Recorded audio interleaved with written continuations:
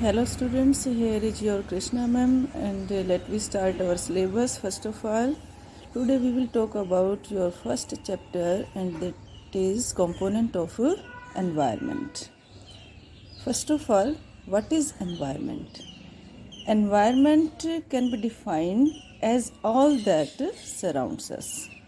Means हमारे चारों ओर जो कुछ भी हम देखते हैं वो सब क्या है? एनवायरनमेंट है. We can say that environment is our basic life support system. It provides the air we breathe, the water we drink, the food we eat, and the land where we live.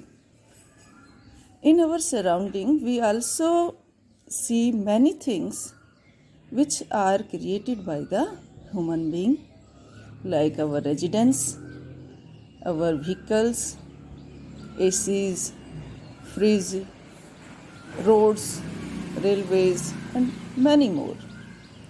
So we can say that environment is of two types, natural and man-made. Natural, which are occurred by the nature, the things, the elements which are gifted by the nature, like air, land, water, etc. And man-made, the things which are created by the human beings, like our home, vehicles, other essential things, and many more. Now, the natural environment can also be divided into two parts, physical and biological. Physical environment, it includes all the non-living things like land, water, minerals, etc. Biological environment, it includes all the living things like the vegetation, birds, animals, and human being also. Human being is considered the most important part of the environment because he has so many skills by which he can modify, he can change the environment according his desire. Means जहाँ forest है जो एक natural resource है वो वहाँ forest cutting करके उस ज़मीन को खेती योग्य बना सकता है, वहाँ इंडस्ट्रीज लगा सकता है, सड़कें बना सकता है. इस तरह से वो नेचुरल एनवायरनमेंट को मॉडिफाई कर सकता है. Now the next topic is the interdependence of these two components of environment. The two components of the environment, physical and biological, are largely interdependent and they cannot be separated. दोनों एक दूसरे पर निर्भर है और दोनों को एक दूसरे से अलग नहीं किया जा सकता है. Any major change in the physical environment is bound to bring a change in the accompanying biological environment. अगर फिजिकल एनवायरनमेंट में कोई चेंज होता है तो वो बायोलॉजिकल एनवायरनमेंट को भी इफ़ेक्ट करता है. फॉर एग्जांपल, अगर क्लाइमेट चेंज होती है तो वहाँ रहने वाले जीव जंतु, पशु पक्षी, वेजिटेशन भी इफ़ेक्ट होगी. The change can be sudden और ग्रेजुअल. चेंजेस धीरे धीरे भी हो सकते हैं और वो बहुत ही सडन भी हो सकते हैं. जो सडन चेंजेस है उनको हम इजीली विजुलाइज कर लेते हैं, लेकिन जो ग्रेजुअल चेंजेस हैं उनको हम आसानी से नहीं देख सकते हैं. Sudden changes like earthquake, volcanic eruption, ये सडन चेंजेस है. जब वोल्केनिक इरप्शन होता है इजीली हम उसको देखते हैं, कितना सारा मैग्मा बाहर आता है और पर्वतों का रूप ले लेता है. और जो ग्रेजुअल चेंजेस है उनको हम इजीली ऑब्जर्व नहीं कर पाते हैं. For example, formation of soil के एक लेयर बनने में लाखों लाख साल लग जाते हैं. इतना स्लो प्रोसेस है कि ना तो हम उसको ऑब्जर्व कर सकते हैं और ना ही एक लेयर बनने तक हम जीवित रहते हैं. लाखों लाख साल इसमें लगते हैं, तो ये एक स्लो प्रोसेस है. Now the next topic is four sphere of environment. The natural environment can be broadly divided into four spheres, and these are lithosphere, atmosphere, hydrosphere and biosphere. First one is lithosphere. The literal meaning of lithosphere is the sphere of rocks. The earth's solid layer is called lithosphere. Means जो solid layer है अर्थ की, जो surface है हमारा, वो lithosphere है जहाँ पर हम रहते हैं. Lithosphere is about 100 kilometer in thickness and it is divided into two parts, two layers. The uppermost layer is called Sial and then comes Sima. Sial means the layer which is composed by the rocks rich in silica and aluminium.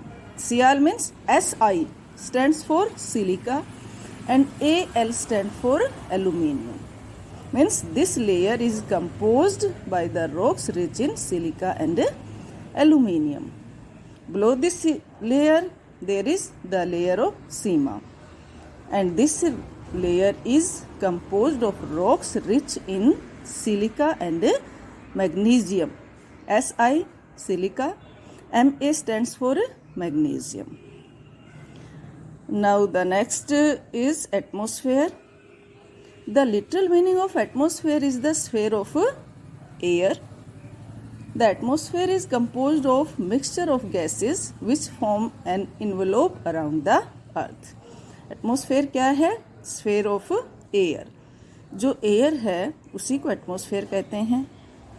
और air क्या है? Mixture of gases. On the total mass of atmosphere 99% exist with in 32 kilometre of height from the earth surface.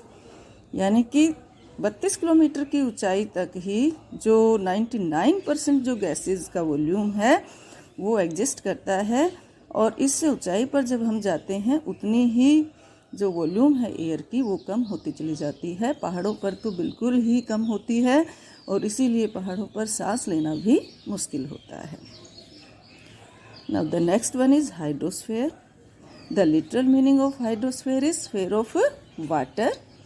Water is present in oceans, rivers, lakes and other water bodies, and 71% of the earth's surface is covered by water.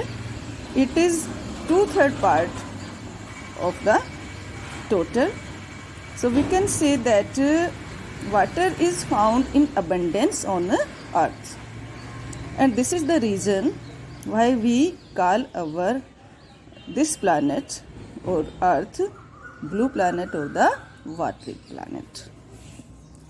क्योंकि watery planet, क्योंकि there is found water in abundance.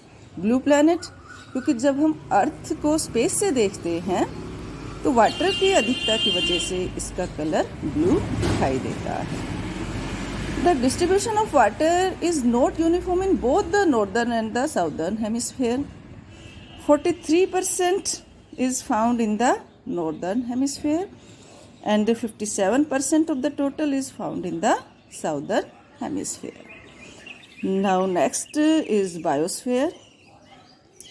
The literally meaning of biosphere is the sphere of life.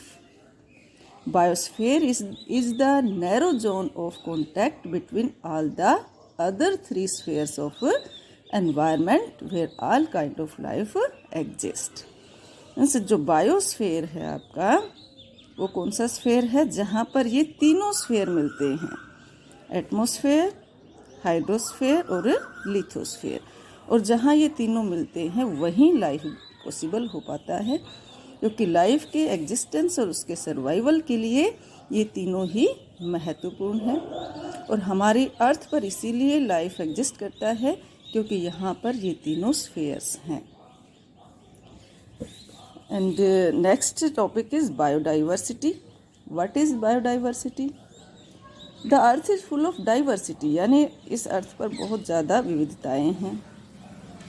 different type of climate, different type of soil, different type of surface, और इसकी वजह से सब जगह अलग अलग तरह की वेजिटेशन और वाइल्ड लाइफ पाई जाती है। और वेजिटेशन में और वाइल्ड लाइफ में जो ये विविधता है, इसी को हम क्या कहेंगे, biodiversity. And today our biodiversity is affected by the human being at a large scale. Human being is disturbing our ecosystem. First of all, by forest cutting. He is cutting the forest recklessly. So the ecosystem is becoming imbalanced. बहुत ज़्यादा आज मनुष्य पेड़ काट रहा है। Our environmentalist considered that on total geographical area of a country there must be 33% part of forest, यानी कि कुल किसी देश का जो जोग्राफिकल एरिया है उसके 33% भाग पर फॉरेस्ट होने चाहिए, लेकिन हमारी कंट्री में ये नियर अबाउट 21% है। इट मीन्स ये एक सीरियस प्रॉब्लम हमारे लिए बन चुकी है और अब हमें इस चीज़ को रोकना होगा। सेकंड फॉर्म में वो डिस्टर्ब कर रहा है बाय हंटिंग एनिमल्स। आज वो अपने लालच के लिए बहुत सारे जीवों का शिकार करता है। इससे भी नेचुरल जो हमारा एनवायरनमेंट है, हमारा जो इकोसिस्टम है, वो इम्बैलेंस हो रहा है। और thirdly by polluting the environment. आज उसने इतनी सारी इंडस्ट्रीज़ लगाई है, कितने सारे ऑटोमोबाइल्स रन करते हैं और इसकी वजह से बहुत ज़्यादा पोल्यूशन होता है और पोल्यूशन से वाइल्ड लाइफ और वेजिटेशन दोनों ही इफ़ेक्ट होती है। तो इन 3 फॉर्म्स में आज जो ह्यूमन बीइंग है वो हमारे इकोसिस्टम को इम्बैलेंस कर रहा है और आज ज़रूरत है अपने इकोसिस्टम को कंजर्व करने की। गवर्नमेंट एफर्ट्स कर रही है और the government of India has pass the wild life protection act in 1972 to protect and conserve this biodiversity. 1972 में गवर्नमेंट ने एक्ट बनाया और उससे वो अपने वाइल्ड लाइफ और वेजिटेशन को कंजर्व कर रही है। लेकिन it is not only the duty of government, we all should do efforts to conserve our vegetation and wild life. हम भी अपने लेवल पर कर सकते हैं, आप और हम मिलकर भी अपनी बायोडाइवर्सिटी को सेव कर सकते हैं, कंजर्व कर सकते हैं। और we should adopt the policy each one plant one. हम में से प्रत्येक को अपनी होल लाइफ में कम से कम एक पेड़ ज़रूर लगाना चाहिए और एनिमल्स हंटिंग को रोकना चाहिए। रेकलेस जो कटिंग है उसको रोकना चाहिए। एनवायरनमेंट को पोल्यूट होने से बचाना चाहिए। अपने लेवल पर हम जो एफर्ट कर सकते हैं वो हमें भी करना चाहिए। It is all about this chapter and let we see in the next one. So goodbye beta.